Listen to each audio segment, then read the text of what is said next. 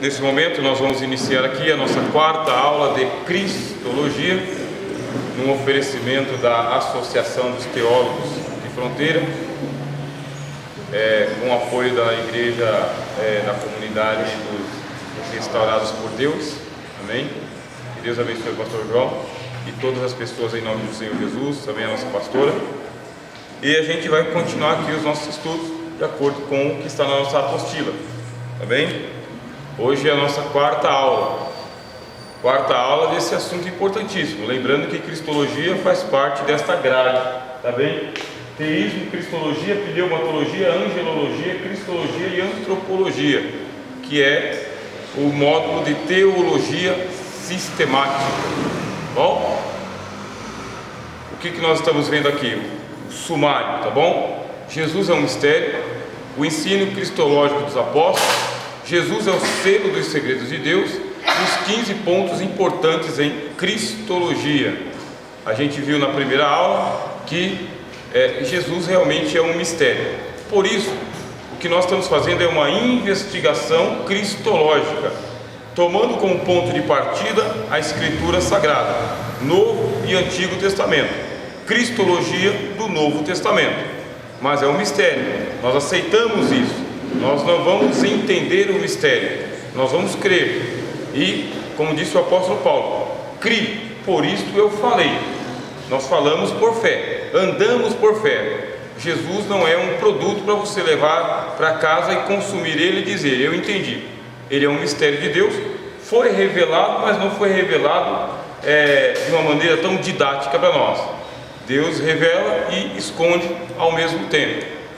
Na segunda aula, a gente aprofundou um pouquinho mais sobre isso, aprendendo o ensino cristológico dos apóstolos. O que é que os apóstolos falaram sobre Jesus? E por mais que eles escreveram e ensinaram, ainda ficou coisa que não pôde ser dita, tanto porque não foi revelado, como também não foi permitido que eles falassem. A gente compreendeu que os apóstolos eles tinham muito mais a falar para nós. Mas o que foi falado é suficiente para a gente começar a crer e a obedecer. Bom, na semana passada a gente começou a falar sobre Jesus como sendo o selo dos segredos de Deus. Isto é Ele quem é o guardião das coisas de Deus. E é Ele que vai resolver o que é que Ele vai revelar e o que é que Ele vai esconder. Então Ele é o guardião da chave. Não dá para eu, por exemplo, revelar Jesus sem que o próprio Jesus revele a mim, ou você, ou qualquer outra pessoa, porque o guardião das chaves é Cristo. Ele é o guardião dos segredos de Deus. Tem coisas sobre Deus que Jesus não contou, porque não é para a presente dispensação. Tem coisas que Ele contou e a gente não entendeu. Tanto é que Ele preferiu contar parábolas do que fazer tratados teológicos bem sistemáticos. Jesus ele não fez nenhum tratado de teologia sistemática, tá, irmãos? Em nenhum momento ele falou, vou ensinar sobre os anjos, vou ensinar sobre o pecado, vou ensinar sobre as últimas coisas. Ele não fez tratado de teologia sistemática. O ensino de Jesus era muito espontâneo, dependendo do momento, dependendo da ocasião. Ele contava uma parábola e quem tem coração entende a parábola. Quem não tem coração fica sem entender. As pessoas têm que se esforçar para entender as parábolas de Jesus, porque elas são chaves para você entrar no castelo. Você não entra no castelo sem as chaves, e as chaves são as parábolas. Se você não entender as parábolas, você não vai entender nenhuma. Nas parábolas existem aquelas que são mais simples, mais curtas, mais rápidas, e aquelas que são mais complicadas e bem mais elaboradas. Uma parábola difícil de entender, por exemplo, é a parábola do rico e do Lázaro. Muito difícil de entender. Ela é muito difícil.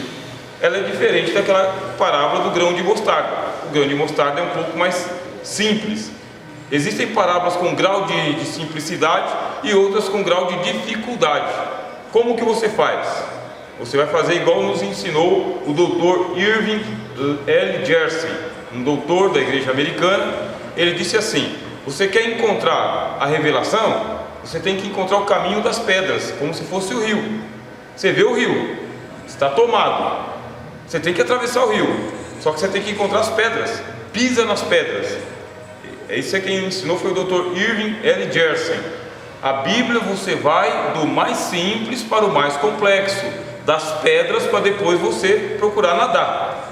Você começa do que você sabe para aquilo que você não sabe, do que você entende para aquilo que você não entende, as parábolas mais fáceis e aquelas que são mais complexas.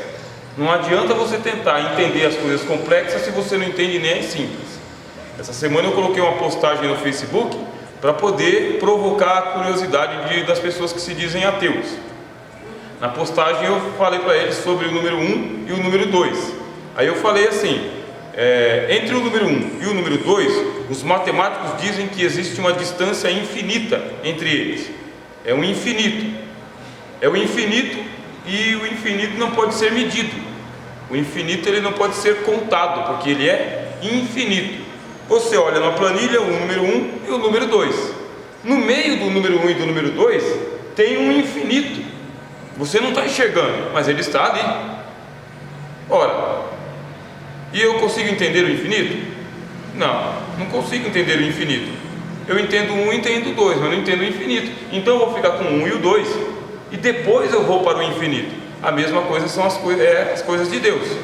Eu não entendo tudo, então eu vou pelo que eu entendo. Eu não sei tudo que eu gostaria de saber. O apóstolo Paulo fala o seguinte: mas cada um de nós deve andar conforme aquilo que já recebeu. Segunda carta aos Coríntios: cada um de vós ande segundo aquilo que já recebeu. Romanos capítulo 12, o apóstolo Paulo fala: se algum de vocês for profetizar, você só pode profetizar de acordo com a medida da tua fé. Não adianta você profetizar além daquilo que você crê. Cada um tem uma medida de fé. Profetiza conforme a tua medida de fé. O conhecimento de Deus é a mesma coisa. Só dá para você falar aquilo que você já entendeu. O que não entendeu, fica para depois. Tem que esperar a água passar. Bem? E hoje a gente vai dar continuidade, tá bem? Porque a gente parou nesse ponto aqui, ó. Por volta do 2º século, os cristãos passaram a recitar um credo apostólico. É nesse ponto que nós estamos, tá bem? É um pouco difícil de ler, mas tem aqui a apostila. Bom? Então assim, ó. Passaram a recitar um credo apostólico com a finalidade de limitar as especulações dos hereges quanto à cristologia da época. Como não tem teologia sistemática, todo mundo começou a falar de Jesus. Aí cada um começou a falar de Jesus como bem entendia, o que achava. Só que tinha o ensino dos apóstolos. O ensino dos apóstolos não era assim difícil de ser entendido, só que ainda não estava escrito.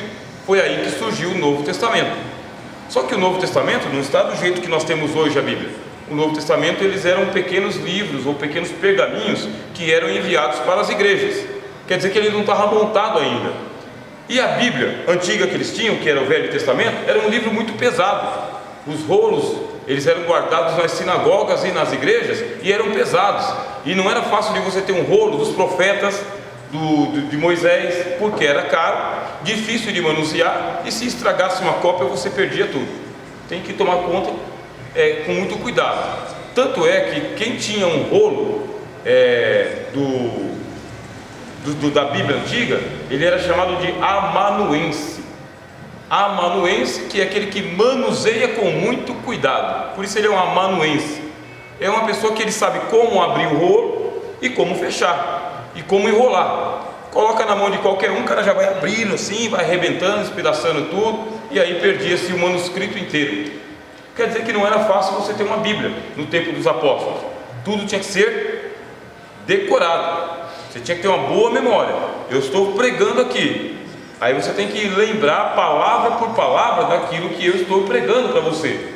Porque depois você vai ter que contar na tua casa. Vai ter que contar para as tuas irmãs, para tua mãe, para quem não veio. E você não pode inventar, você tem que contar palavra por palavra. É assim que os judeus tinham a mente bem treinada para poder escrever o que Jesus realmente disse. Eles tinham a mente treinada. Era uma tradição chamada tradição oral. Aprendia ouvindo, tá? Tradição oral. Só que depois os apóstolos começaram a escrever o Novo Testamento. Paulo escreveu, Pedro escreveu, Tiago escreveu, e as igrejas começaram a guardar os manuscritos. Só que, e aí? E o restante do povo que não tem manuscrito? Aí eles falaram o seguinte: vamos colocar tudo que os apóstolos ensinaram em uma forma, um credo, que foi batizado como credo apostólico. Credo apostólico porque é uma síntese das doutrinas dos apóstolos. Assim, quando eu me encontrava com você e você comigo, você me recitava o credo e eu recitava o credo para você. Agora nós sabemos que nós dois somos cristãos. E se você não recitasse o credo, ou se você errasse em alguma parte, eu te corrigia, ou então eu já ia identificar de que você não era um cristão dos apóstolos, você tinha um outro Cristo diferente. Nessa matéria a gente vai aprender várias noções sobre cristologia, tá bem? Várias. Nós já estamos terminando aqui o mês de abril, nós vamos iniciar na semana que vem, no mês de maio, e vamos dar continuidade, mais 4 aulas de cristologia para a gente poder enxugar isso daqui, o máximo que a gente conseguir. Hoje a gente vai estudar o credo dos apóstolos, que a gente lê ali, tá bem? Quanto à cristologia da época, não foram os apóstolos que confeccionaram esse credo, e sim os bispos pós-apostólicos que procuraram combater as inúmeras concepções de Cristo que haviam. Os bispos são os pastores da época, tá bom? Então os pastores entraram num consenso. Essa aqui é a doutrina dos apóstolos, e o credo começou a andar de igreja em igreja. É muito mais simples você andar com um panfleto, né, com o credo, e você recitar e você memorizar, do que andar com a Bíblia inteira. Muito mais simples. Nós estamos mais ou menos por volta do século II, tá? Porque os apóstolos morreram. Os bispos pós-apostólicos estão ensinando isso daí num livrinho chamado Didaquê, que é um livro de didática, o ensino dos 12 apóstolos.